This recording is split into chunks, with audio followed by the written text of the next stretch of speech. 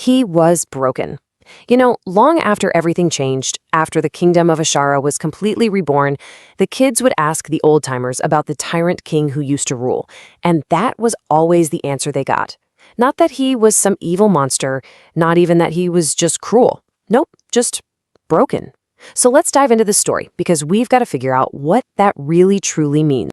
So what we're digging into today is this incredible story about leadership, power, and, well, legacy. It's got all the classic elements, right? A totally ruthless king, a fiercely loyal servant, and this one single moment, this tiny spark of human connection that somehow manages to unravel a whole lifetime of cruelty. And in doing so, it changes the fate of an entire kingdom. Okay, so our story kicks off in the kingdom of Ashara. And this place, it's ruled with an absolute iron fist by King Varun. For years and years, his whole reign has been built on one thing: fear. But then something happens inside the palace walls, an act of violence that kicks off this wild chain reaction, something that nobody, and I mean least of all the king himself, could have ever seen coming. So who gets attacked? It's Arav, King Varun's own personal servant. And he's cut down by a royal guard, of all people. But here's the thing. It's not a clean fight. The blade actually misses his heart, but it's laced with what the story calls a coward's poison. Basically, a slow, agonizing, and uncertain death sentence. And that detail, it's absolutely crucial. This wasn't an honorable duel. It was straight-up treachery. It tells you everything you need to know about the culture of this place, right? I mean, even the king's own guards are scheming in the shadows. And right here, this is where everything starts to turn. You'd expect the king to just let his servant die, right? But no, King Varun kicks everyone out of the room. He literally takes off his crown, gets off his throne, and just sits beside Arav's bed all through the night. And for the first time, maybe ever, he's not acting like a king. He's just a man, watching another man fight for his life. I mean, wow. Talk about a powerful symbolic moment. So, the sun comes up and Arav wakes up. Now, he doesn't beg, he doesn't curse the guy who attacked him. He just looks over at the king and says, "You are still here. That is good." And that's it. Those simple words, just acknowledging that the king stayed, that tiny moment of connection, that's what finally causes something inside this ice-cold king to just shatter. Okay, so this huge internal shift in the king, it immediately explodes into public view.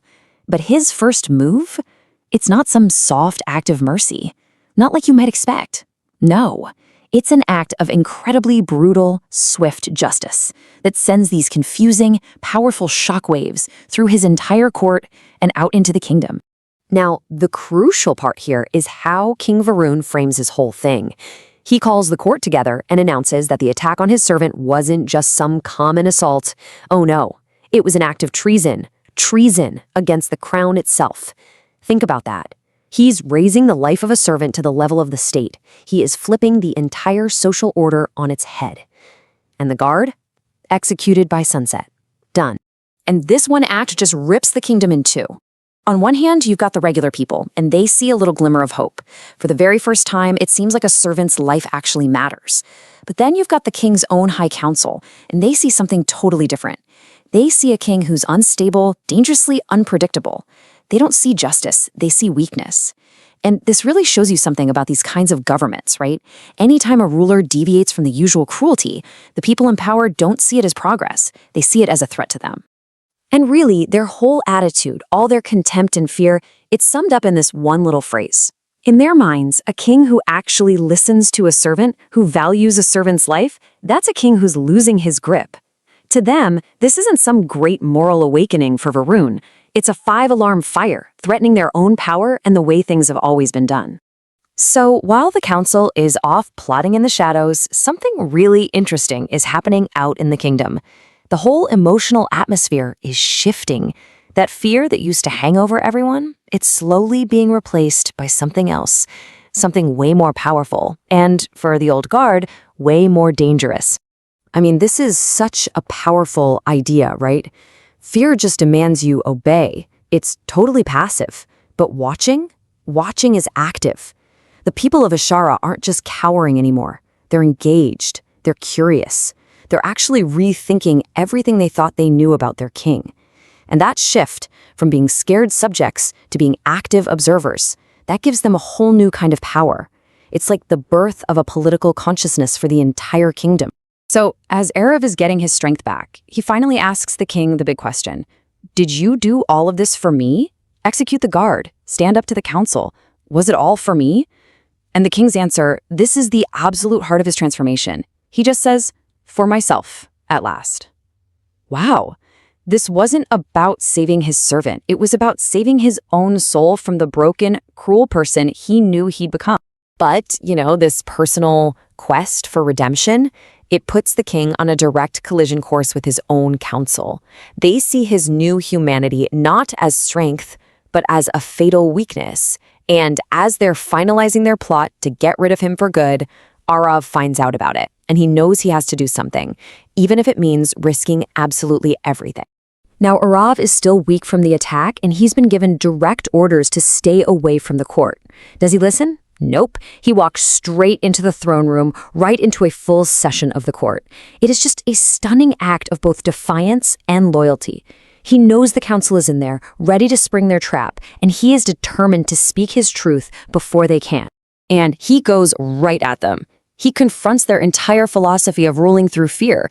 He argues that cruelty doesn't make people loyal, it just teaches them how to survive. It doesn't build a kingdom where people feel like they actually belong. This is a direct shot at generations of iron-fisted rule. He's laying a fundamental truth of leadership bare for everyone to see. You just can't build a real community on a foundation of fear. Well, the reaction is exactly what you'd expect. Immediate and violent. The council isn't there to have a debate on political theory. The High General, who's basically the living symbol of the old way, just draws his sword. He's going to silence Arav for good. You could cut the tension in that room with a knife. It's at its absolute breaking point.